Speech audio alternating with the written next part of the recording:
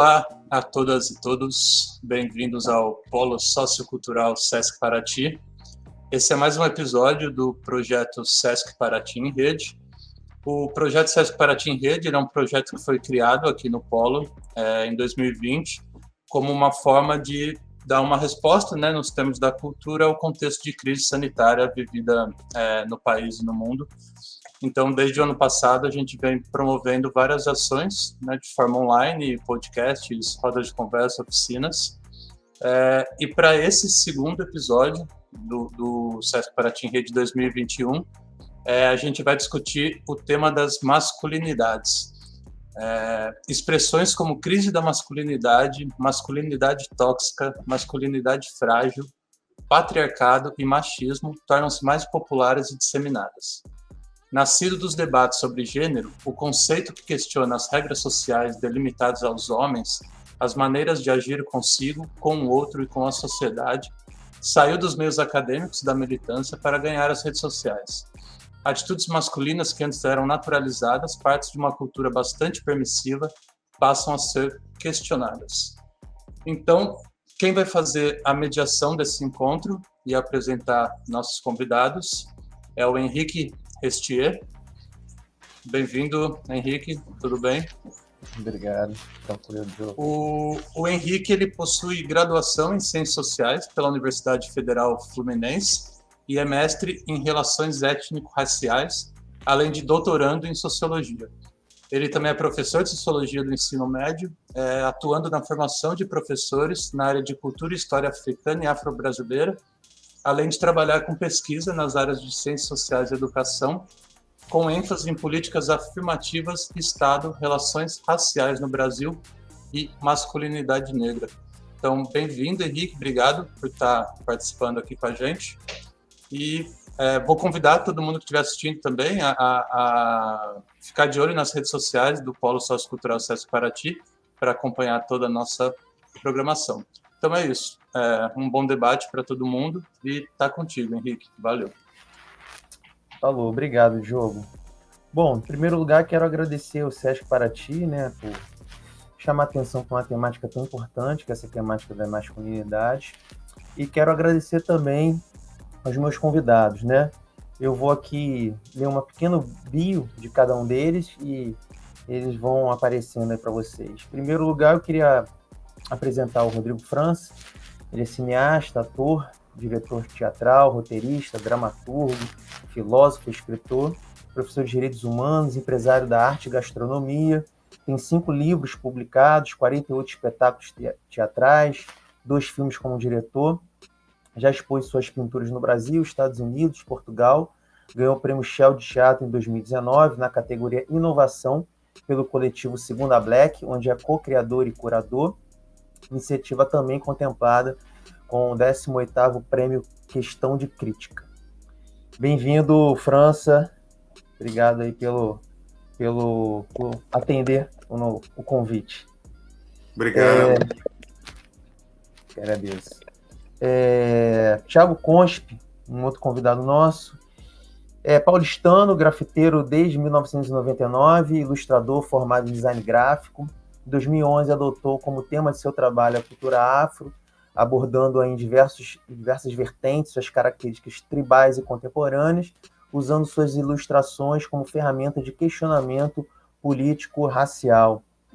Bom, obrigado, Concha, pela presença. Eu que agradeço aí.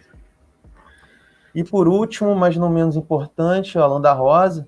Alan da Rosa é escritor, angoleiro, historiador, integrante do movimento de literatura periférica desde o princípio, escreve ficção, teatro, ensaio e poesia, é autor de Zumbi Assombra Quem, Reza de Mãe e Pedagoginga, Autonomia e Mocambagem, entre outros títulos. Teve peças encenadas por companhias de teatro negro em diferentes estados do Brasil. É mestre e doutor em Cultura e Educação pela USP, e em novembro agora, a publicar pela editora Veneta o livro Águas de Homens Pretos, Imaginários, Cisma e Cotidiano Ancestral. Bem-vindo, Alan. Prazer. Salva! Com licença, obrigado pelo convite. Vamos que vamos. Bom, gente, eu vou aqui, vai ser um bate-papo, uma coisa bem tranquila, bem informal. eu vou começar fazendo uma pergunta, né, para todos, né? Eu queria que todos, de alguma maneira, respondessem essa questão, e depois eu vou, né, me direcionando, perguntando umas coisas mais específicas para cada um de vocês, tá? Mas fiquem bem à vontade nessa dinâmica aqui que eu propus. Bom, a primeira pergunta, já que a gente está falando de masculinidade, estamos falando de homens e seus comportamentos e etc e tal, eu queria saber quando é que a preocupação com tornar-se homem, né, pegando emprestado ali o Tornar-se Negro, da Neuza Santos Souza, quando é que esse tornar-se homem e suas implicações contemporâneas, né, começou a fazer parte do trabalho de vocês, e por quê? Por que isso emergiu em algum momento como fonte de preocupações e que vocês tiveram que botar isso no trabalho de vocês? Quem topa responder, começar? Eu posso começar, com licença, meus amigos, meus irmãos. Eu estou numa trajetória, ano que vem, eu faço 30 anos de teatro, né? Comecei como ator, depois eu fui galgando para dramaturgia, produção e chegando à direção. Há pelo menos 15 anos fazendo um teatro muito de denúncia, seguindo muito os nossos mais velhos, como Dona Ruth, Abdias, um teatro muito racializado, falando, né? Ao contrário do teatro hegemônico de onde eu fiz parte. E aí, ao mesmo tempo, nesse teatro de denúncia, seria impossível não tocar em questões que perpassassem pela masculinidade. E falar e externar sobre no meu trabalho significa um mergulho muito interno, que homem eu sou e que homem lá atrás eu gostaria de me tornar, e refletindo agora, né, que homem eu me tornei e quero vir a ser. Nos últimos anos, eu tenho saído da exclusividade da denúncia para espetáculos de cura, né? Acho que a nossa vida já é muito pesada, muito sofrida, até por conta dessa estrutura da masculinidade, onde a gente se coloca muitas vezes no uso desse patriarcado como algoz, e muitas vezes também como vítima dessa masculinidade que a gente fala mais para frente. Então, pensar nesse homem na minha obra é muito necessária, ou no teatro, ou no audiovisual, ou até mesmo nos meus livros. Eu acredito, eu fico muito pensando nessa geração que está e as gerações que virão. Ao mesmo tempo que é muito necessário a gente estabelecer a acusação, a denúncia, a problematização, ao mesmo tempo a gente tem que oferecer exemplificações positivas. Porque eu fico muito pensando que tipo de masculinidade a gente contribui com a mídia hegemônica em relação a valores para os meus filhos, para os meus sobrinhos, por exemplo. Se a gente sinalizar que só existe um lado ruim da história, automaticamente, não estou negando esse lado ruim da história, mas se a gente sinaliza que exclusivamente há esse lado, automaticamente é difícil você ter referências para poder seguir. Eu, por exemplo, não quero discutir quantitativo, se tem um número X maior ou menor. A exemplificação masculina é muito positiva a partir do meu avô e do meu pai, por exemplo. Então, a minha obra ela vem a partir de denúncia, mas também a partir de exemplificações que eu quero deixar para os próximos. Maravilha. Então, quem vai? Alan? Legal. Eu acho que eu venho de um ponto de partida bem parecido com o Rodrigo. Só que é uma pesquisa mais recente, né? Não uma pesquisa, eu trouxe para o meu trabalho isso já de um tempo mais recente. Eu comecei mais ou menos um ano atrás. Eu, sei lá, fiquei sabendo que ia ser pai. E eu já estava com uma série, já estava, sabe, bolando personagens, eu estava pensando no que seria. E aconteceu meio que ao mesmo tempo, assim. Eu fui convidado a fazer uma pintura de uma empena aqui no centro de São Paulo. E fiquei sabendo que ia ser pai, tipo, um mês antes, um mês e meio antes e tal. Já estava pensando no que seria uma nova série dos meus trabalhos. Em 2019 eu tinha feito uma exposição que chamava O Risco de Ser, que era exatamente sobre ser um artista, um homem preto artista, e você ser isso para sua família, você ser isso na sociedade, você ser isso no meio que você vive. Era falando sobre esse risco, sabe? Porque é o tempo todo na corda bamba, você vivendo sem dinheiro e pegando dinheiro e investindo em mais trabalhos e pensando em marketing, network. Eu falava sobre tudo isso, a exposição, o risco de ser. E aí, um ano depois dessa o risco de ser, eu comecei o estudo sobre silêncio, que foi mais ou menos eu pensando que toques eu daria pro meu filho, tá ligado? Foi mais ou menos isso, assim. E eu comecei a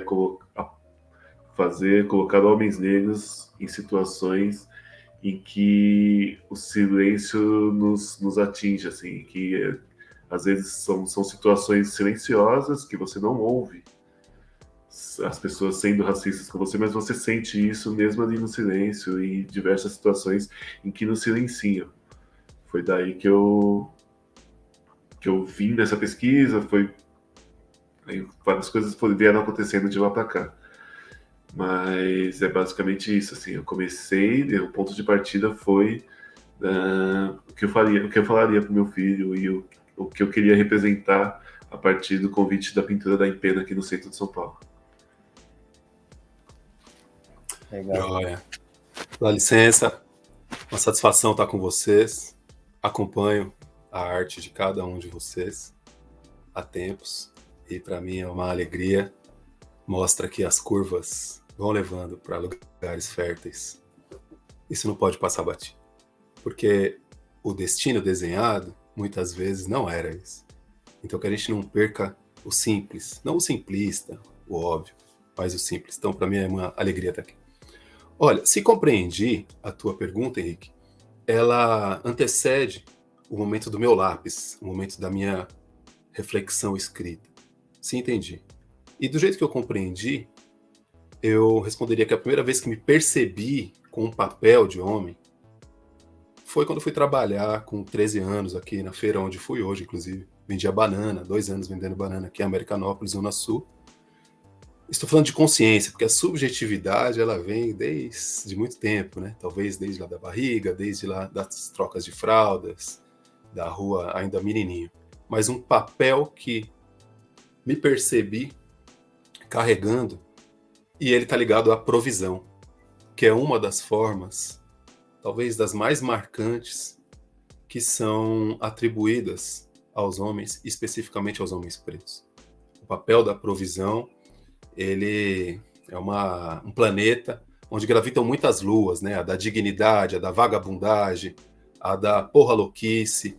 E esse papel da provisão também foi marcado por muitas experiências masculinas, não só no Brasil, Caribe, Estados Unidos, Áfricas, inclusive quando homens pretos se negam, às vezes cansados de tanto tentar entrar no esquema, se negam a entrar num esquema que vai lhes negar apenas o papel de trabalhador, explorado, cansado e que coça no calo da escravidão. Então esse é um balaio que eu sinto que envolve muitos de nós. O papel da provisão, o papel da responsa familiar, e isso seja com 13, com 23, 33 ou até 73. Esse foi o primeiro, pessoalmente, momento em que me vi como alguém que tem que exercer a sua hombridade. Na escrita, na minha proposta de estética poética para o mundo, eu sinto que em 2005, quando eu escrevi meu primeiro livro, a gente estava começando um movimento de literatura aqui nas Quebradas de São Paulo. Eu lancei em 2005 um livro chamado Vão, todo caligrafado. E esses pequenos detalhes, vocês são artistas, pesquisadores, sabem que nos detalhes está o raio, né? Um livro caligrafado, ele trouxe várias noções. Um livro muito delicado, é um livro costurado à mão, com barbante. Então a sutileza que nós propomos também reverberou como algo estranho numa literatura de quebrada. A partir dali, nos textos, e um livro não é só o seu texto, é a forma como chega nas pessoas, eu percebo que isso foi sendo elaborado. Hoje, e o último estudo que eu realizei, o mais recente, esse que vai sair agora, quando há 5 anos atrás propus Águas de Homens Pretos, ele vai no que eu pretendo, que é a complexidade. Eu estou afim da complexidade humana. Eu quero escrever ficção, eu quero continuar escrevendo ensaios, teatro, sobre a complexidade humana. Eu escrevi o Zumbi, a Sombra Quem, esse livro aqui, foi pro Jabuti e tal, que nele eu coloquei tudo de positivo que eu acho que eu tenho que apresentar. Ali o patamar da positividade, ou da cura, ou do exemplo bacana, aflora no meu máximo, no meu limite. A mim interessa, respeitando as buscas, o que eu aprendo com a capoeira, a macumba, a Toni Morrison, a romancista, que é apresentar o ninho de contradições que nós somos. Isso me interessa. Interessa que essa hombridade ela não caiba numa gaveta, nem a negativa, nem a positiva, que ela dê conta da complexidade da realidade, ela não seja estraçalhada, ela não seja uma bandeira estraçalhada pela realidade. Sinto que isso também dialoga com a nossa época, que é uma época de muito moralismo, de muito slogan, é uma época de muita arte feita para agradar logo de cara a plateia, o leitor, e isso para mim não é algo que deve ser negado, é algo que deve compor a ciranda. Então, quando eu penso em homem, eu penso nas pessoas que eu conheço e sinto que elas são muito complexas. Quando eu converso aqui no boteco, quando eu converso na feira, quando eu converso na escola, e principalmente quando eu converso com meu filho, que esse é o divisor de águas, assim como o Thiago apresentou o dele, quando meu filho nasceu há quase 15 anos atrás, talvez até imperceptível, eu fui compondo uma nova forma de compreender o que é ser uma pessoa, o que é ser preto nesse mundo. Então eu estou interessado nessa complexidade dos homens pretos. Então a boca espuma de ódio do Itamar, ou quando a gente escuta, estou ouvindo alguém me chamar, do Racionais, você tem várias formas ali. E aparentemente todos têm sua razão, ou suas razões, inclusive quando conflitam consigo mesmos. É isso que me guia nos últimos tempos. Maravilha. Muito bom escutar vocês. Depois a gente ainda vai conversar um pouquinho sobre essa questão da paternidade, que é um tema bastante delicado e super importante dentro do campo, né, de estudo de homens de masculinidade. Mas eu queria começar ali com França, que a gente acabou se aproximando, né, França, um pouco mais assim, com essa questão do seu trabalho no espetáculo dos Alborós das Masculinidades Negras, né, com o roteiro do Adalberto e tudo mais. Então eu queria saber de você, assim, como é que surgiu a ideia de dirigir um espetáculo com essa temática, né? Qual foi o estalo, o que te levou a pensar, a dirigir um teatro com esse tema, né? E qual o peso, depois que você fez a peça, né, circulou, ou seja, teve muitas reverberações, desdobramentos, né? Qual é o peso dela, hoje em dia, na sua perspectiva sobre masculinidade? Assim, suas reflexões posteriores a essa peça influencia nos seus trabalhos atuais? Te fez mudar alguma impressão sobre o que é ser um homem, o que é essa masculinidade, as possibilidades de masculinidades atuais? Como é que isso reverberou em você? Eu acho que o Oboró ele vem de um processo, né? Eu começo a falar sobre masculinidade no teatro infantil, né? partir de 2, 3 espetáculos, até chegar no Pequeno Príncipe Preto. Eu já falava sobre masculinidade, que masculinidade é essa a partir daquilo que eu acredito, a partir daquilo que eu pesquiso e etc. Até chegar em Oboró, que eu recebo um convite do SESI para poder montar um espetáculo. Eles queriam muito que eu falasse sobre a mulher negra, e isso foi uma sinalização, né? Óbvio que eu não queria falar sobre a mulher negra, eu acho que tem muitas diretoras, muitas dramaturgas para poderem fazer isso, mas foi uma cutucada, porque, ao mesmo tempo, e ainda bem que as mulheres assumem esse protagonismo em relação às discussões, em relação ao movimento, em relação à estrutura acadêmica, mas, ao mesmo tempo, eu sinto que ainda é muito pouco exploradas discussões relacionadas a essa masculinidade, e quando a gente faz um recorte racial, né?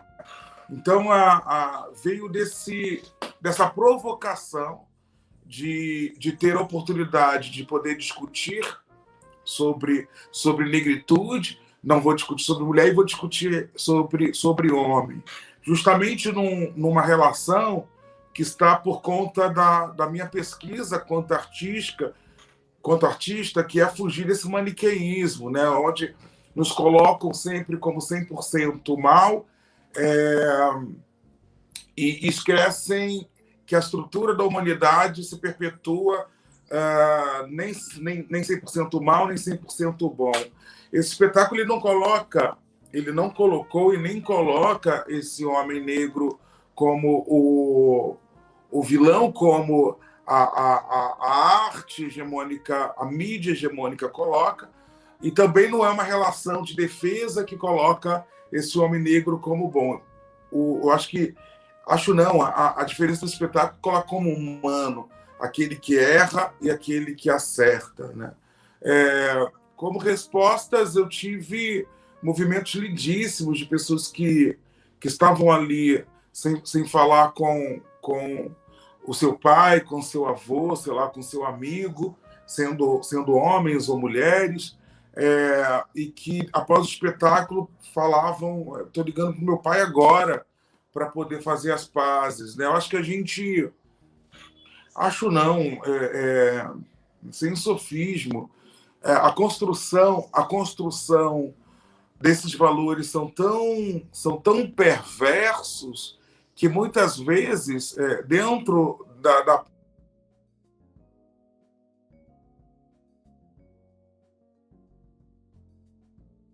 maximizando as problemáticas, maximizando as falhas, e que são normais, esquecendo que as relações não são fáceis, e que, muitas vezes,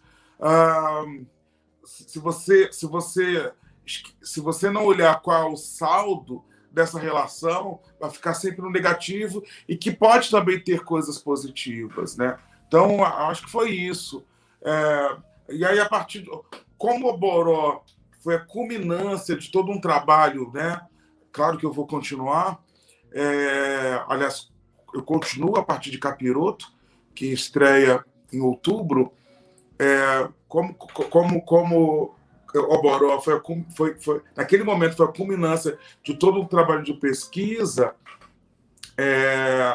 Eu não o segui, né? Na verdade, eu estou seguindo a partir do teatro infantil, nessa lógica de trazer para esses meninos e meninas conceitos que vão fugir daquilo que normalmente é apontado na grande mídia.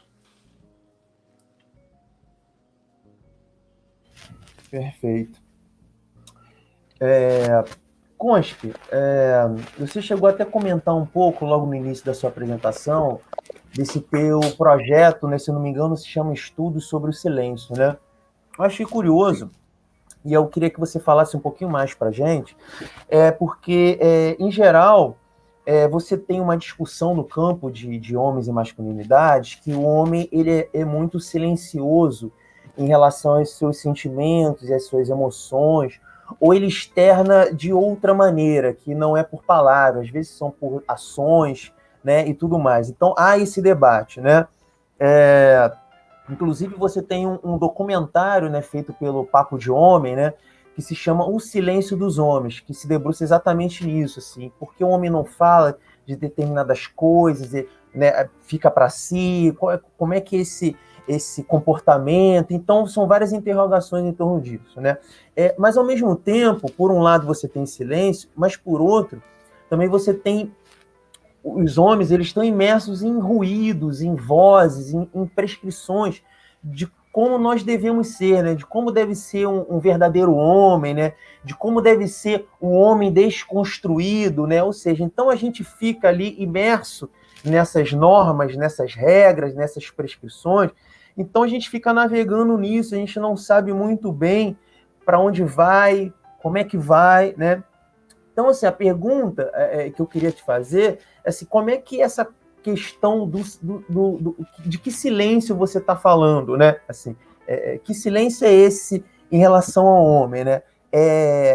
E uma vez que isso está colocado, ou seja, essa coisa, essas inúmeras contestações em relação aos comportamentos dos homens hoje, que homem aparece no seu trabalho? Que tipo de homem você quer que seu trabalho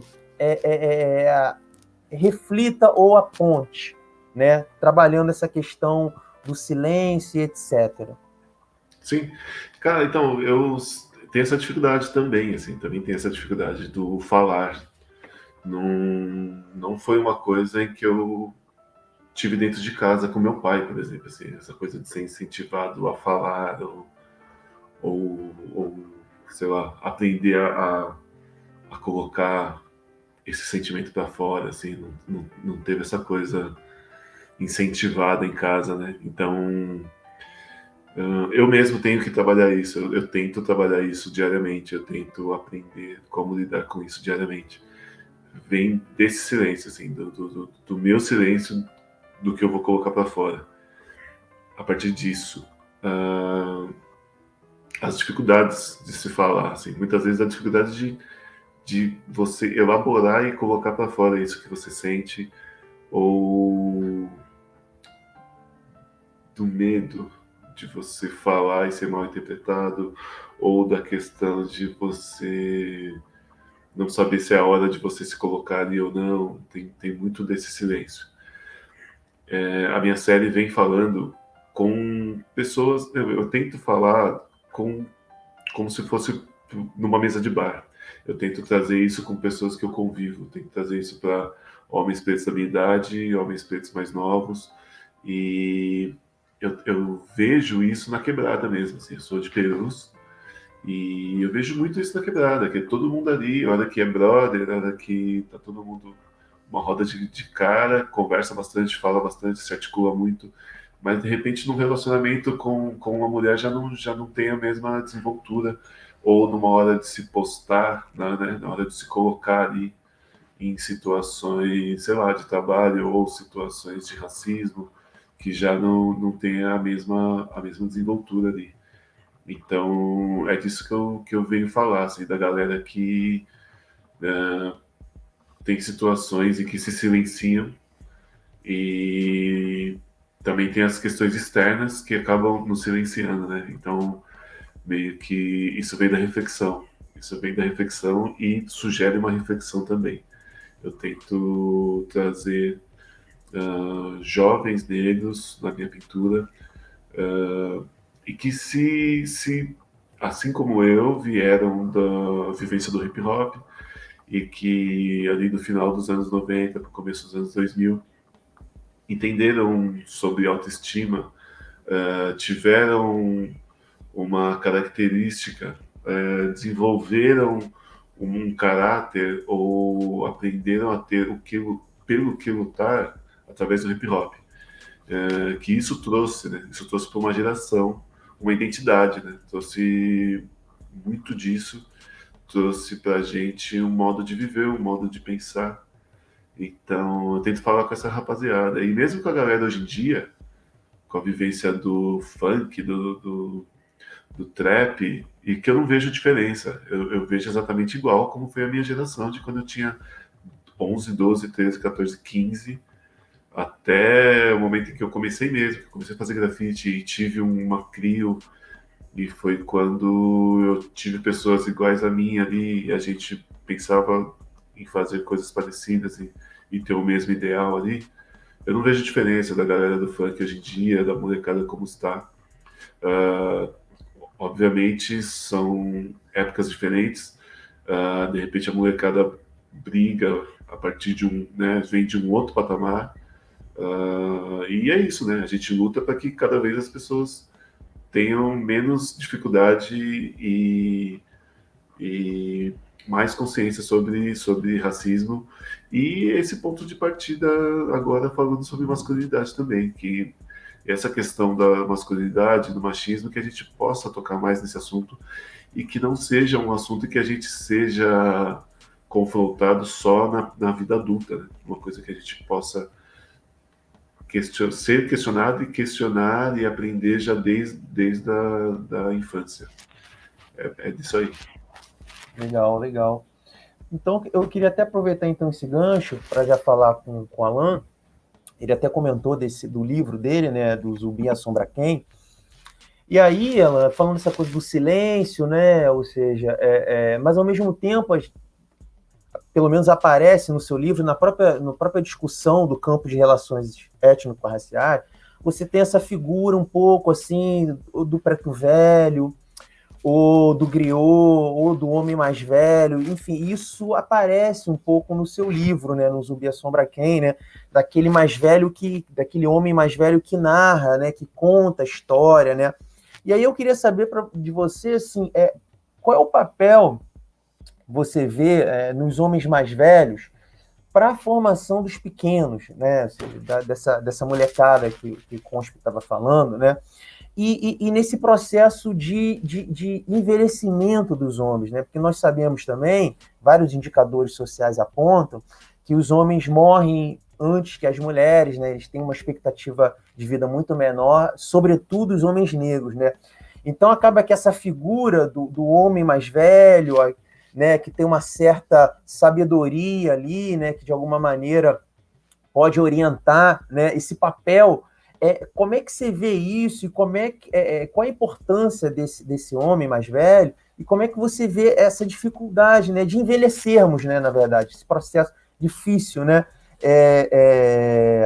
e como isso aparece, né, ou seja, se não só nesse livro, mas se aparece algum outro tipo de trabalho, como você tem refletido sobre isso? Tá bem. Antes eu vou dar uma linha sobre o silêncio, porque se entrança isso, né? Ao conselheiro ou a quem ouve. A gente tem, creio eu, espalhado aí norte e sul do Brasil, a régua de que falador passa mal e que duas orelhas são mais do que uma boca. Ao mesmo tempo, a gente tem muitos conselhos, né, para segurar a onda, para se frear, olha lá, principalmente quando você acessa lugares que não são apenas ou de maioria preta, para se preservar mesmo. Nos últimos tempos, a gente tem uma prosa bacana até, que é a que pede para que homens manifestem mais sobre seus afetos, seus desafetos, suas fraquezas, suas fragilidades.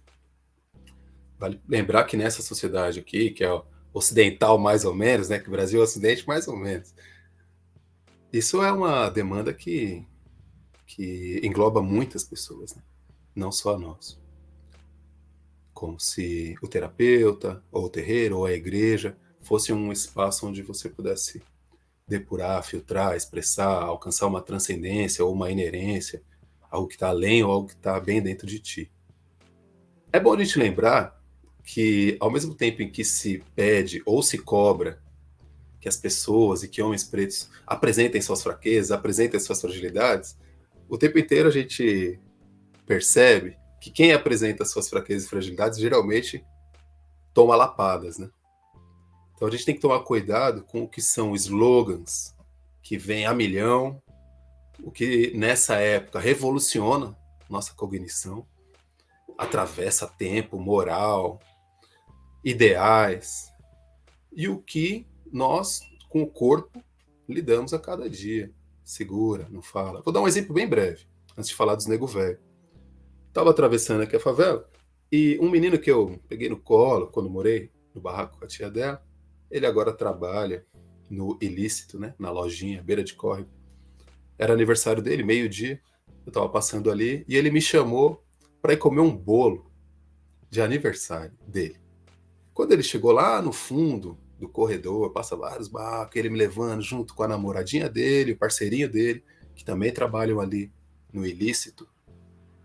Quando ele chegou no bolo, ele começou a chorar, que uma tia dele fez um bolo para ele. Quando ele começou a chorar, de alegria, de emoção, ele começou a ser aloprado por aquelas duas companhias de trabalho e de idade dele. E eu e a tia dele, nós nos olhávamos, sacando a tristeza do momento, a comoção, e aquelas duas pessoas que lhe acompanham todo dia começaram a tirar um barato da cara dele, da fragilidade dele. Pô, como que um cara desse trabalha onde trabalha? Como que um cara desse segura a onda do dia a dia, chorando? Ele pegou um pedaço de bolo e foi comer debaixo da palafita, junto com rato, esgoto, que era meu caminho, fui até lá. E sabe o que ele me disse? Pô, Alan, esses dois ficam o tempo inteiro falando que eu meto muita marra, que eu sou muito macho. Fico o tempo inteiro falando para eu relaxar. E esse é um dos pontinhos, essa é uma das gotinhas que a gente bebe nos dias, quando a gente presta atenção nas contradições de viver. E que, como o Rodrigo França apresentou, o maniqueísmo não dá conta. Não dá conta. Então eu penso que o silêncio, eu sou filho de um homem que foi muito tempo presidiário, e ele sempre falava, guarda, guarda. Não necessariamente os sentimentos, mas guarda o que vê. Porque você está em risco o tempo inteiro de acordo com o que você fala. Então essa presa pelo silêncio, por exemplo, é a nascente da música.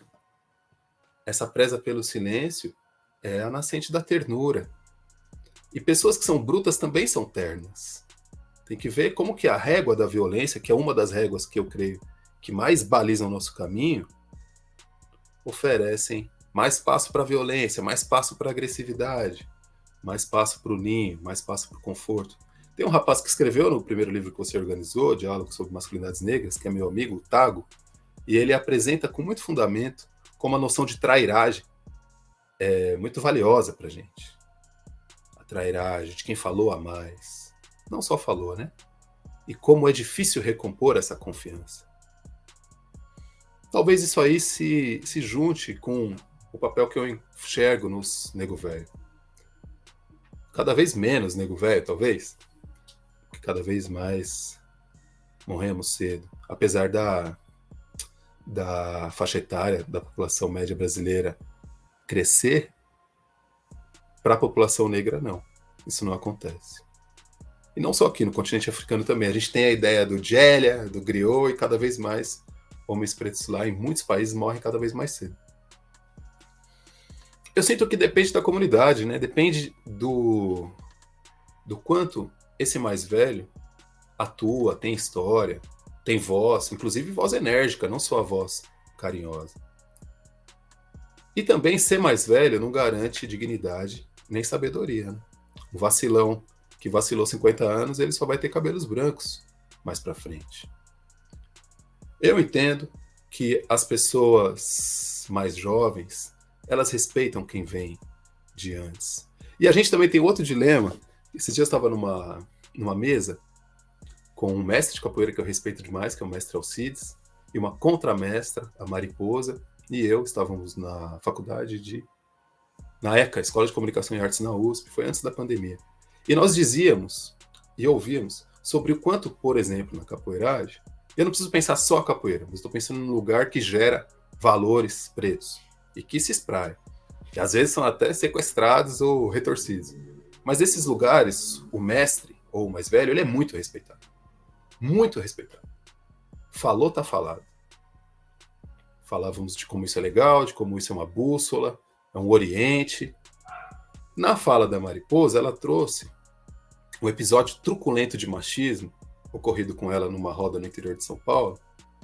Um machismo asqueroso na roda, não o machismo pontilhado no cotidiano, né? Que é o vidro moído que a gente come. Não. Ela falou do corte, do vidro pontudo.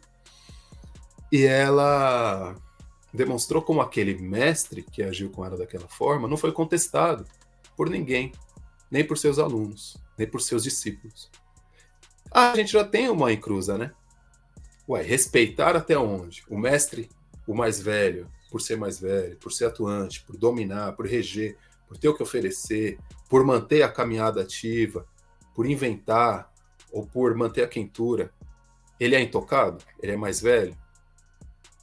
É fundamental que a gente respeite esses mais velhos.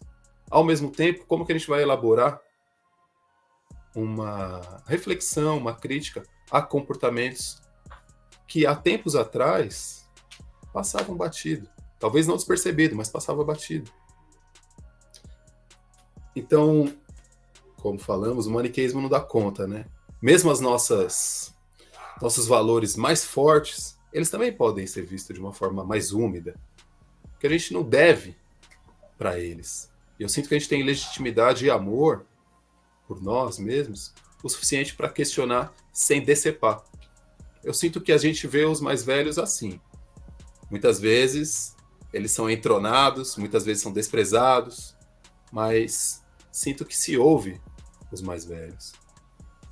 E ao mesmo tempo os mais velhos lidam com um mundo cada vez mais veloz, né? Cada vez mais veloz. Velocidade do pensamento, velocidade da opinião e não do argumento. Eu sinto isso. Sinto que não só os mais velhos, mas as mais velhas trouxeram algo que ficou entre a agressividade e a violência na criação dos seus filhos, mas também a gente tem memórias que são muito importantes de ser ressaltadas, que são memórias de afago. Ou esse afago, às vezes, não era nem tocando uma mão na outra mão, mas era deixando um ovo quentinho na mesa, era colando para ver o que você fez, arrumando sua cama, martelando. Eu tenho um tio que faleceu agora há pouco, que a memória positiva do meu filho era o meu tio fazendo um estilingue com ele. E ali tinha o trato, né? Como é que faz para a borracha não ter boqueira? Essas coisas miúdas que cada casa tem a sua maneira. Quando eu falo dos mais velhos, eu falo desses ancestrais para quem eu escrevi essas 5 cartas. E a gente vai perceber isso desde o século XIX também. Essas dificuldades pontiagudas, dificílimas de ser gente num lugar que logo de cara nega a sua humanidade. A luta para ser pessoa é muito forte. Ainda é o básico e ainda é o mais ardido. Maravilha. Legal. Realmente. E aí, eu queria então sair um pouco aí dos mais velhos e ir para os mais novos. E aí eu queria dialogar um pouco com França a respeito do livro dele, né? O Pequeno Príncipe Preto e o Pequeno Príncipe Preto para Pequenos, né? Ou seja, uma das principais também reflexões da literatura de masculinidades é essa importância do processo de socialização dos meninos para com os homens mais velhos, entre os próprios meninos, né? Como é que se faz menino entre os próprios meninos, como é que se faz homem entre os homens e por aí vai, né? Como é que se faz homem em relação aos meninos e vice-versa. Então, essa dinâmica masculina é muito apresentada, né? Esse processo de homossociabilidade que a gente costuma chamar, né? É muito importante. E aí, o seu livro, ele vem ocupar ali um lugar na literatura infantil, infanto-juvenil, em que você tem o protagonismo de um menino, né? De um menino negro, né? Ou seja, e você vai ali levando aquela história. Então, ele meio que ocupa uma lacuna que eu vejo no mercado editorial, assim, mesmo com o avanço da literatura de relações étnico-raciais nos últimos tempos, né? Você vê que ainda é muito tímido, né? Protagonistas, homens e meninos, né? Sobretudo negros, no caso, né? Eu queria saber, assim, de você, qual é a mensagem que o seu livro tem ou passa por os meninos e jovens negros. Eu sei que isso não é unívoco, né? Ou seja, cada um também aprende aquilo de uma maneira, mas qual era a sua intenção, qual era o seu cuidado ali em estar escrevendo que você queria passar para essa garotada? Primeiro, assim, a necessidade de colocar esse menino preto, né? Nem coloco como negro para não ter dúvida o quanto ele é retinto, né? Porque as representações que a gente consegue ver, mesmo mínimas desse menino sendo negro, muitas vezes é da pele clara. E aí também falta menino e falta esse menino retinto que possa olhar para a tonalidade da sua pele e se amar e gostar, né? Não querer se embranquecer, não querer ser claro, não querer se clarear em todos os sentidos, principalmente no fenótipo. Quando eu escrevi o espetáculo, eu me basei naquilo que, de uma certa forma, eu ainda sou, mas o que eu era, que eu era uma criança, eu fui uma criança de terreiro, né? Eu fui uma criança de axé, de uma casa uma casa de candomblé bem tradicional aqui do Rio de Janeiro. E as lembranças que eu tive, que de uma certa forma são lembranças que corroboram com quando eu vou para Benin, quando eu vou para Nigéria, e principalmente quando eu estou no subúrbio, né, fujo do eixo turístico, é uma lembrança justamente do que a gente estava discutindo, dessa relação do respeito ao mais velho, em relação a já começar a entender o seu papel dentro dessa estrutura comunitária, né? E principalmente da valorização e autovalorização da raiz. Isso é fundamental, né? Antes de cair, infelizmente, nesse modismo, por exemplo, da filosofia do Ubuntu, né? Você tem localidades como quilombos, como comunidades ribeirinhas, como terreiros, como rodas, né? Já discutindo e conscientizando para que a nossa força está na coletividade. Então, quando eu escrevo, e está vindo aí também outro, fugindo aí do Pequeno Príncipe Preto, quando eu escrevo para criança, é a partir daquilo que eu obtive do melhor desse menino que era de terreiro, desse menino que teve o pai presente, mas teve uma grande força materna, né? Uma mãe muito forte, uma avó muito forte, e que solidificam muito meu caminhar. Então, eu acho que não tem receita de bolo, né? Tem uma possibilidade de inspiração daquilo que alguns lugares se perdeu, daquilo que muitas crianças não tiveram acesso, ou crianças que têm acesso e perceberem que está tudo certo. Os livros que eu escrevo, basicamente, possibilitam um repertório de autoestima e, principalmente, do enfrentamento da violência que é o racismo, mesmo na infância. Perfeito.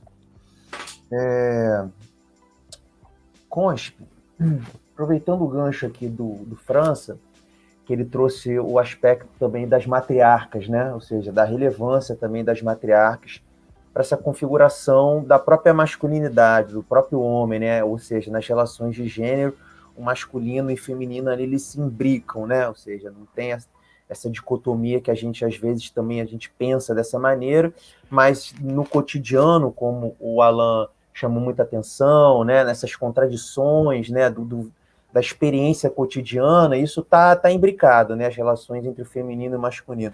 E vendo o seu trabalho, né, como eu te falei, eu encontrei o seu trabalho nas redes sociais, no Instagram, né, eu vendo que tantas figuras masculinas quanto as figuras femininas, né, você tem muitas figuras femininas também no seu trabalho, né, elas estão ali, como você colocou, elas estão, pelo menos o que eu entendi, né, elas transitam ali e elas estão em situações bem casuais, né, ou seja, não são heróis nem vilões, você também, de alguma maneira, foge um pouco dessa coisa de botar homens e mulheres em lugares sacralizados, né? Eu acho que, de alguma maneira, você tenta humanizar um pouco essas figuras, né? Então, assim, eles aparecem de forma meio trivial, vamos dizer assim, mas com uma certa nobreza, uma certa altivez. Então, eu queria que você falasse um pouco qual a importância das mulheres no seu trabalho e de que maneira essa conexão entre o masculino e o feminino funciona para você no seu processo de criação dessas figuras, ao mesmo tempo tão imponentes, mas também tão humanas, né? É isso, não, mas é exatamente isso que você falou. Sempre o meu trabalho é inspirado nas pessoas cotidianas, assim, eu sempre penso em quem está do meu lado aqui na hora de produzir uma peça. E a autoestima vem de dentro de casa, então, assim, eu sempre tive essa coisa de ser mesmo, de pintar, de ser altivo mesmo, de ser altivo. E tentar trazer isso para minha pintura, porque sempre quando se falam de pessoas pretas, principalmente na arte, isso vem de uma maneira de lamúria ou sofrimento ou de situações de violência. E eu tento trazer as pessoas que eu conheço, que eu convivo e que sempre foram pessoas altivas, assim, a grande maioria. Sempre foram pessoas que me inspiraram e que são heróis, assim, são heróis do cotidiano, são pessoas que a gente vê passando por situações ruins, por situações boas e sempre segurando o rolê ali, sempre segurando o dia a dia. No outro dia vai trabalhar e é dia de festa e é dia de trabalho, sempre transitando por todos os lados. Outra coisa que eu faço questão assim de ressaltar bastante os traços, né? Porque nas artes visuais, meio que quando se retratam pessoas negras, a grande maioria vem pelo estereótipo, né? Ou de trazer aquilo característico, né? Puxar características da pessoa negra, e eu tento trazer isso humanizado mesmo. Eu tento humanizar e mostrar que isso não é uma caricatura, é realmente a minha visão das pessoas com as quais eu convivo. Eu gosto de mostrar essa simplicidade do dia a dia e que as pessoas olhem e se identifiquem, assim. Acho que essa é a grande premissa do meu trabalho e é isso que eu acabo sempre ouvindo e me traz a sensação de missão cumprida, assim, de ver pessoas que chegam, conhecem o meu trabalho e falam, pô, me identifiquei muito com essa imagem, isso aqui eu quero dar de presente para uma amiga minha, que isso aqui é a cara dela, de gente que compra e depois tira foto com o trabalho vestida igual, sabe? A pessoa fala, isso aqui me lembrou muito, isso aqui sou eu, sabe? Isso aqui é meu orixá, isso aqui é a minha prima, isso aqui me lembrou a minha avó. E para mim é uma sensação de missão cumprida enorme e satisfatória demais quando as pessoas pretas se identificam. E quando pessoas brancas compram para presentear pessoas pretas também, eu gosto bastante.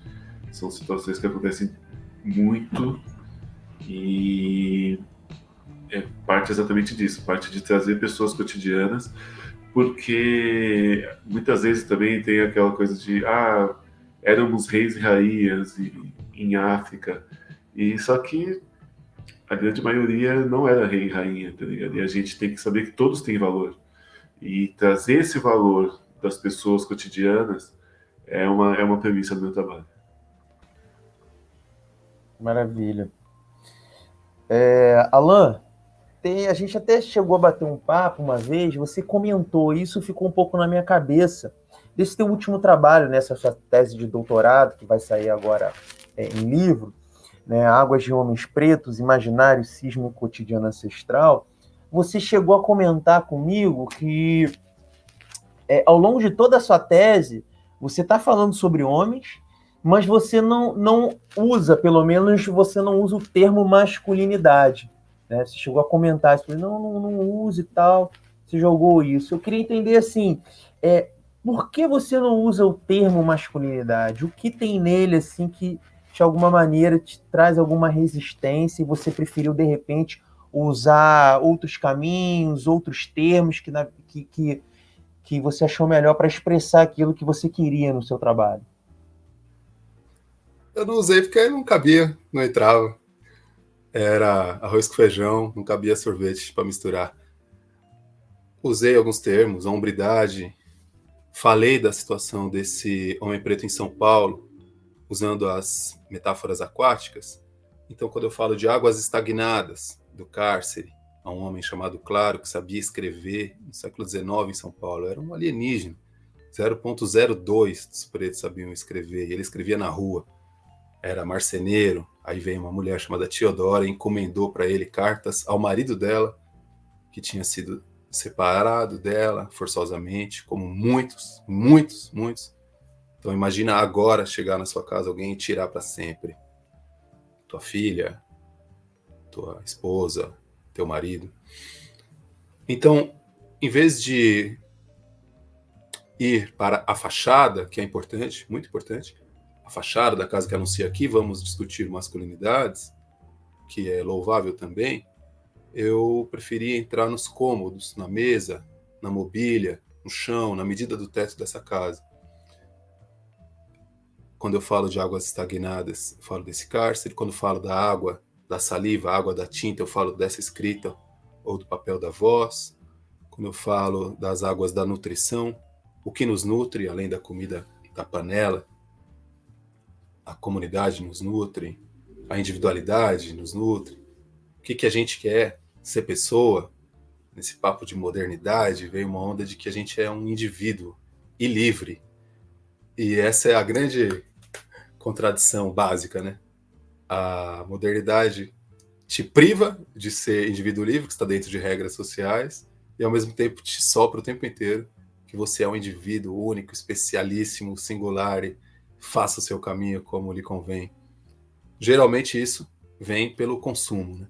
O desejo desde os anos 70, e para homens pretos também, porque acho importante que a gente pense que homens pretos estão na teia da sociedade e das histórias, várias histórias. As histórias do Ocidente, as histórias do globo terrestre, as histórias do bairro. São vários espaços no corpo, são várias temporais numa cabeça. Então nós estamos dentro de um país, por exemplo, que passa por que tem um presidente que é uma aberração, que passa por um momento politiqueiro avassalador, de destruição total de estruturas de trabalho, de estruturas de bem-estar social, de auxílio social. Então a gente não pode pensar hoje homens pretos com a cabeça da década de 90 ou dos anos 70, ou daquele pós-13 de maio. Cada momento da história, e que também é regido pela economia, regido pela forma como os bairros se organizam, ele demonstra como esse homem preto, esse ser masculino, atua, quais são seus horizontes. Então são muitas águas, as águas do sangue, as águas do suor, as águas da urina, como que elas simbolizam essa macheza toda. Eu ouvi uma história do seu Dicá, um mestre nosso, que ele falava, foram jogar no Parque da Moca aqui, o pessoal da Brasilândia foi jogar há muito tempo, e lá não podia ganhar do Parque da Moca. Quem ousasse ganhar do time do Parque da Moca, lá no campo deles, apanhava ou morria, e já tinha morrido. Olha aí a ideia de macheza, violência como régua. E aí, no momento, ele diz que eles ousaram vamos ganhar, não vamos entregar. Falta 5 minutos, o juiz falou, deixa os caras marcar. Acabou o jogo, até o juiz veio com corrente, cano. Olha a régua onde você vai pedir sutileza. Olha a régua onde você vai pedir calma, vamos expor nossas fragilidades. Tem hora e é imprescindível, só que nós precisamos balancear. E aí, por exemplo, um deles urina nas calças, porque vê a morte de perto. Eles vão todos para um barracão de latão, onde tem do lado de fora 100 pessoas batendo, e ele se urina. Então a urina, ela pode significar tantas coisas, assim como o sangue, a lágrima, o suor do trabalho, o suor da dança. As águas de Homens Pretos, elas lidam com figuras como, por exemplo, a do Mariano, que foi um jovem alforriado pela benevolência, a excelsa benevolência da branquitude. E ele só tinha uma palavra para revidar. Depois do tabelião, do padre, depois do advogado, do jornalista, todos chegarem na festa de alforria dele e falarem, agora que você é livre, você tem que, você tem que, você tem que. E perguntarem, e aí, você quer falar alguma coisa? Quer manter esse nome? E aí ele diz, não, vou mudar. Mariano Gama. Então ele usa a água da saliva para falar da água do espelho. Essa importância dos espelhos, a importância da identificação positiva, ela realmente é um fundamento. E a partir daí também, ela pode se tornar, se a gente não tem uma base, creio eu, também não tenho certeza, porque várias pessoas são labirintos, ela também pode se tornar uma forca, quando aquela identificação positiva, ela passa a ser um monstro que te assombra, porque você não consegue ser igual ao espelho. Isso aí a gente tem mais de 100 anos de psicanálise, com suas falhas, frestas, acertos, para demonstrar como nós somos enigmáticos, né? Nós, todos os seres humanos, homens pretos não deixam de ser, nós nos boicotamos, tem razões sociais, tem um racismo cavalar, com certeza. Eu gosto de lembrar, terminar, a nossa Neuza Santos escreveu Tornar-se Negro. Há um tempão, né? É um clássico nosso. E ela é entrevistada por um grande nosso, que é o Lázaro Ramos, não sei se vocês já viram no YouTube, há uns 15, 20 anos.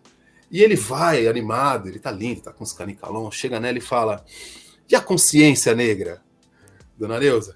E ela fala, consciência negra. Escrevi, foi importante naquele momento, mas não dá conta da nossa complexidade. E ele fica desconjuntado, né? Como talvez nós ficaríamos. Ele fala, mas a senhora escreveu da consciência, de galgar patamares, e de ser, tornar-se. E ela, enfim, apresenta para ele que, foi importante, mas consciência não dá conta da nossa subjetividade, não dá conta do nosso cosmos. Foi importante, escrevi, realmente é um grande oriente, porém, aí ela foi estudar loucura. Estudou anos e anos loucura, antes de se suicidar, inclusive. Para tentar compreender o que somos. Quando desligarmos aqui a tela, quais são as caraminholas da nossa cabeça, as memórias que o sonho traz, os traumas trazem. Uma arte cabulosa traz também. Então, quando eu penso se masculinidade dá conta ou não dá, é porque eu estou fazendo arte, interessado mesmo nesse enigma que são as pessoas aqui da minha calçada, no enigma que são as pessoas no vagão, são as pessoas na beira do rio. Quanto que a gente tem, e que muitas vezes, não palavras da moda, como se isso fosse uma palavra da moda, mas que muitas vezes os ditames da moda nos dão como certezas e não dão conta nem da nossa história. A história, por exemplo, de ocultar, para retomar lá o primeiro fio da meada, isso é um fundamento preto de defesa e de ataque, né? A finta, fazer escondido, a opacidade, agora tão dita. Então, não tem um problema com a palavra masculinidade. Até porque, como os partideiros fazem muito bem, você pode ficar rimando uma noite inteira sem usar a palavra lata e fazer 1000 metáforas, deixando nítido que é de lata que está falando. Assim como é importante também, em muitos momentos, a gente explicitar e dar o papo. Cada jogo é um jogo, né? Perfeito. Maravilha. Posso só corroborar uma coisa com o Alan disse? À vontade. A gente não pode esquecer que essas palavras da moda, elas são criadas por quem está na moda e que normalmente não somos nós. né? Então, nem a palavra e nem muitas vezes o conceito nos cabe, né? Por exemplo, o nome do espetáculo seria só Alboró. E aí eu não tenho a menor preocupação se vão entender ou não vão, se as pessoas sabem o que significa Alboró ou não. Vá assistir o espetáculo que não vai precisar nem dicionário que você vai sentir. As pessoas não vão para a ópera sabendo alemão, não vão sei lá para onde, para Broadway sabendo inglês, e entendem, né? Então, a preocupação é essa, né? Quem é que dita moda, para quem é dita moda, né? Esse termo masculinidade tóxica, esse frágil, etc., são termos construídos com o único foco que é o homem branco, que não tem nada a ver com as nossas subjetividades, nossas inquietudes e necessidades, né? E só para ser muito, muito rápido, que o apresentador, esqueci o nome dele, sinalizou sobre patriarcado. Se fala muito sobre o patriarcado, mas se fala pouco ou não se fala do que é esse patriarcado, né? Essa é a palavra da moda, e muitas vezes é empurrado esse patriarcado por homem negro. E só para dar uma provocação, porque quem realmente quiser saber sobre patriarcado tem que buscar saber o que é. O patriarcado no Brasil é a partir de latifúndio e escravidão. O homem negro ele nunca foi detentor nem do latifúndio, nem da escravidão. Para dialogar mais legal ainda, 1 minuto, ó. Eu assisti outra peça do Rodrigo, além de Alborós, né? Assisti uma peça com um dilema entre Malcolm e Martin Luther King. Então, a mim, uma das coisas tocantes daquela peça é que justamente você não vai encontrar a estampa, a figurinha carimbada, nem de Martin, nem de Malcolm, que se tornam arquétipos, né, pra gente. Uhum. Quem quiser ver carimbo, vai ver, mas tá ali. E se o papo é violência, se o papo é agressividade, se o papo é vazante, é rompante, tá na gente, tá no nosso pulso, tá nos meninos aqui, tá em mim, a desconfiança com o pacifismo e com a passividade, a desconfiança com a violência exacerbada. Então, como vamos bailar entre isso? E o respeito à agressividade, o respeito à raiva é fundamental. Seria sacana da minha parte chegar qualquer homem preto desse país e falar, não tenha raiva, passe a mão, tá tudo bem, vamos juntos por esse degrau. Então eu sinto que são essas contradições, que esses termos e muitos outros, né, que a gente tem aí às vezes como bússola, mas a nossa agulha às vezes é de palha. É outra onda. E isso daí a gente tem que ficar ligeiro mesmo. Sim. Maravilha. Perfeito. Bom, gente, a gente está caminhando aí já para o final, né? Eu queria, assim, duas coisas, ver se dá tempo. Eu queria queria que vocês fossem sucintos um pouco. Tem um artigo do professor e antropólogo Osmundo Pinho, né? Que o nome do artigo é Qual a Identidade do Homem Negro? Ele faz essa provocação e, enfim, ao longo do artigo ele vai desdobrando isso. E aí eu queria jogar para vocês essa pergunta, né? Assim, para vocês, claro que é mais retórica, no sentido não existe uma identidade, né? Mas assim, nas reflexões de vocês, no trabalho de vocês, qual seria a identidade do homem negro? Que identidade vocês se destacariam da produção artística de vocês, só para apresentar para a gente aqui um esboço dessa identidade?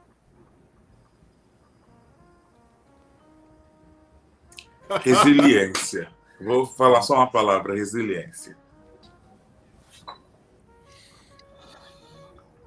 Eu acho que é o aprendizado e a construção mesmo, a construção do ser. A gente aprendendo mesmo a achar nosso lugar na sociedade, tá ligado? Tem isso também. Porque antes de falar de masculinidade, a gente precisa aprender a ser, né, aprender a humanidade. Assim, a gente precisa ter dentro de cada um que é um ser humano e que a gente é atuante na sociedade, que a gente faz parte de um todo. Então, acho que é isso. Sinceramente, cara, o que tá dentro dos meus sonhos, quando eu tô comendo, eu tô mastigando, eu tô pensando nisso, quando eu acordo, sinceramente eu me vejo como pai, escritor e pesquisador. Pretamente. Cada um desses é um oceano. Isso faz a minha cabeça, está na minha fronte, nos meus passos, no meu cronograma, na minha agenda, pessoalmente. É assim que eu me mapeio. Depois eu posso analisar se é bom, se é ruim, como é que é, o que não é, mas já te dando a resposta da pergunta é Sim, essa. sim, legal. Então, assim, para fechar, né, como a gente tinha conversado, eu queria que isso aí vocês vão ficar bem à vontade, né? Se destacasse algum trecho, alguma passagem, ou recitasse alguma parte do trabalho de vocês que vocês gostariam de deixar aqui para a gente, que traga alguma reflexão que vocês acham importante a respeito do tema de hoje, né, que passa por masculinidade, virilidade, né, hombridade, relações raciais. O que vocês poderiam destacar da produção de vocês, aquilo que para a gente, assim, não espectadores e a gente aqui que está batendo esse papo? Eu não tinha separado, não, mas vamos lá. Alguém começa enquanto eu acho aqui? Quer começar? O Consp parece que tem aí um vídeo, não é isso, Consp? Eu tenho um vídeo, mas você acha que vai? Tranquilo, Né? acho. Tá bom. Eu peço, né, pra toda a licença aí aos três que acompanham aqui. Eu fiz um vídeo falando sobre o processo de pintar a empena, que é uma lateral de um prédio aqui no centro de São Paulo, e o que isso representou, colocar aquela imagem naquela dimensão, num lugar de tanto destaque. Peço licença aí para rolar esse vídeo, chama O Não Lugar. O quanto é assustador uma pessoa preta parada.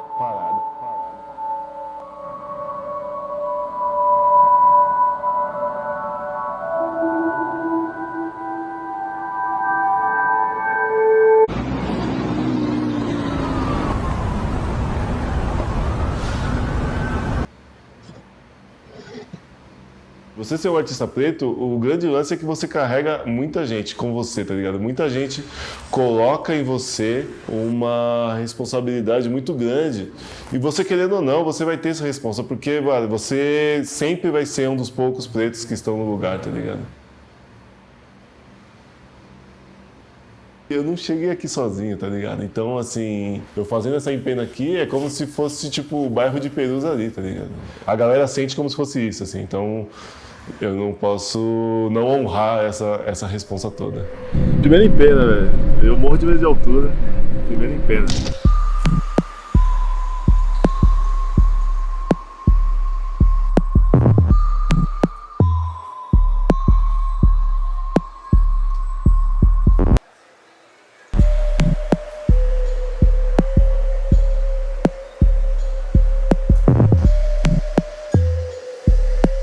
Eu sempre falo que meu trabalho tem muita entrega, tá ligado? É acordar cedo e sair pra trampar e trampar todo dia. E sempre tá pensando daqui 1 mês, 2 meses, sempre tá pensando o que você vai fazer lá na frente e o que você vai poder fazer diferente para poder se destacar de outra rapa, ter uma maior rapa de artista preto chegando. Então é sempre pensando qual que é o próximo passo.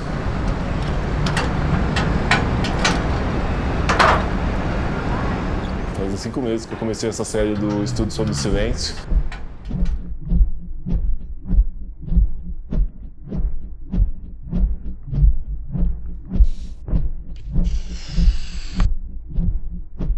Esse desenho da empena é de uma coisa pequena, tá ligado? Que ninguém se toca. É tão forte que é uma parada que, mano, eu não posso ficar parado na rua, tá ligado? Eu não posso ficar parado aqui na esquina, pô, pegar uma cerveja, eu vou sentar, eu vou encostar ali, vou ficar ali. Tipo, isso não acontece, tá ligado? São situações assim, sabe? O lance da empena é isso. Colocar uma pessoa preta, uma pessoa grande, preta, parada no minhocão, tá ligado? Que muita gente diariamente passa aqui nessa região e vai ver uma pessoa preta lá parada.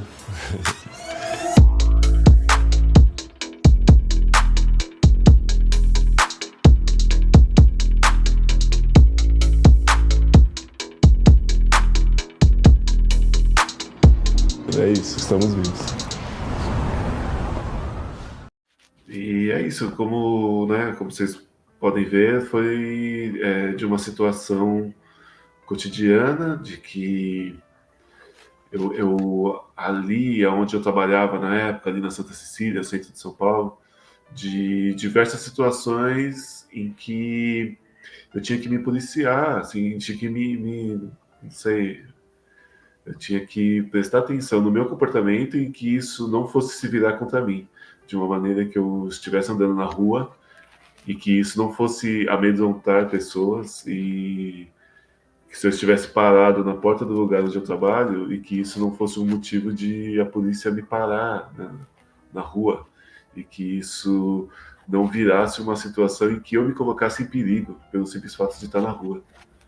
É sobre isso que fala o vídeo, e quem estiver passando por lá vai ver um jovem negro gigantesco de 27 metros de altura ali, olhando para a cidade e buscando mesmo, só questionando que é um homem preto parado ali no centro de São Paulo. Legal. Alan da Rosa? Beleza.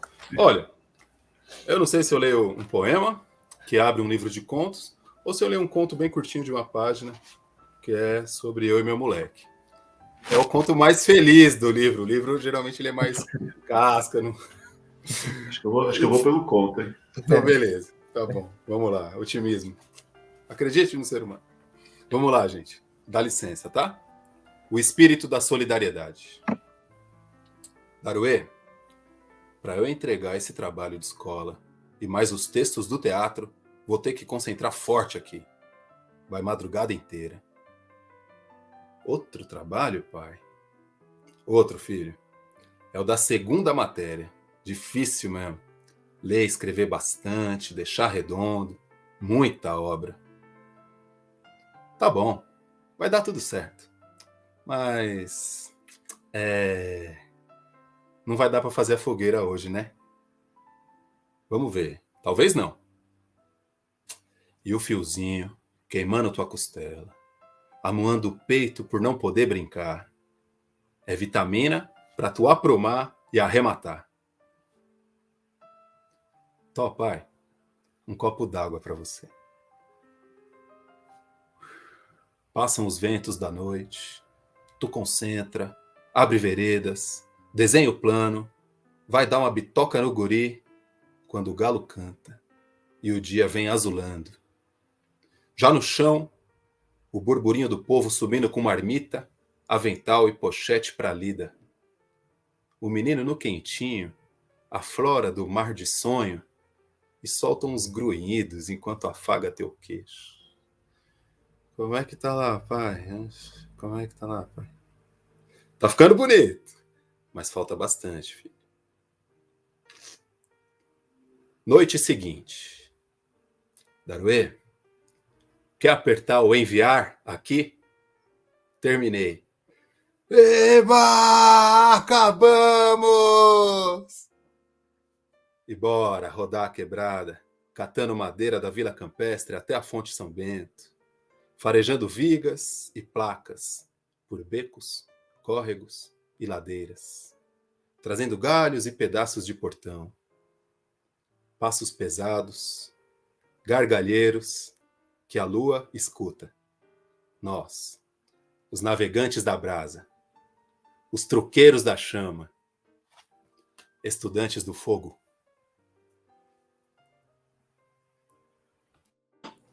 Oh. Bravo, mesmo. Eu vou ler um trecho, não tinha separado, mas vou ler um trecho do Pequeno Príncipe Preto, desse menino que mora com uma árvore que é a baobá. Devo tanto a baobá, sabe? Sabedoria é comida que nos alimenta. Existe uma coisa chamada ancestralidade. Antes dessa árvore, existiu outra árvore. Antes existiu outra árvore, mas outra e outra. Antes de mim vieram os meus pais, os meus avós, os meus bisavós, os meus tataravós, os meus tataravós. Como pode existir o hoje, o agora, se você não conhece o seu passado, a sua origem, as suas características? É isso.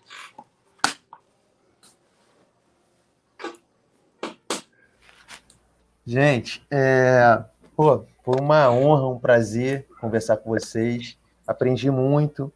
Enfim, a gente está aqui para isso, para trocar. E foi ótimo fazer essa mediação. Cada um de vocês trouxe aqui uma série de coisas para eu pensar. Tenho certeza também que o pessoal que assistir esse encontro nosso aqui vai ter muito o que refletir, porque vocês realmente tocaram em várias questões complexas de uma forma leve e sublime. Obrigado mesmo a todos vocês, obrigado à equipe do SESC, os técnicos, a produção, enfim, obrigado mesmo e até uma próxima. Tenho certeza que nós vamos nos encontrar em alguns outros momentos. Falou? Obrigado, viu, gente? Por favor, Obrigado, continuem. Piona. Por favor, continuem. Eu preciso que vocês continuem. Obrigado. E também. Tamo junto. Abraço.